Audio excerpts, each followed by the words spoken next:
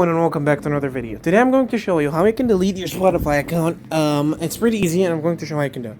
While you actually cannot delete your Spotify account from the application itself, as you can see over here, if I go into Spotify, and when I'm in Spotify and it loads, you're not going to be able to delete it because there's basically no option to. There's no option to, but that's actually inside the application. But there is an option to delete your account, of course. If I scroll all the way down, as you can see, you're going to find something called log out, okay? Nothing else. So you're going to just click on support, okay? And from support, you're going to click on account help. Now from account help, you're going to click on account settings. From account settings, you're going to click on closing your account and deleting your data. Once you're in, you're going to click on close your account and delete your data. Okay, once I click on it, as you can see, I am going to be able to delete my account and the data. And of course, I don't want to do this.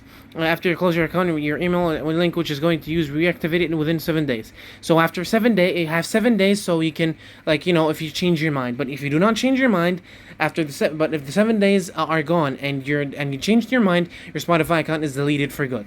So yeah, guys, thank you so much for watching. Don't forget to like and subscribe, and I'll see you later.